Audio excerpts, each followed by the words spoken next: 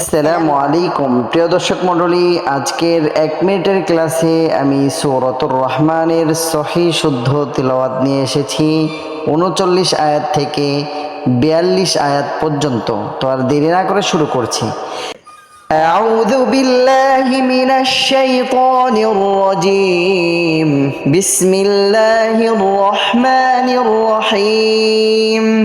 فيومئذ لا يسأل عن ذنبه إنس ولا جان فبأي آلاء ربكما تكذبان يعرف المجرمون بسيماهم فيؤخذ بالنواصي والأقدام فبأي آلاء ربكما تكذبان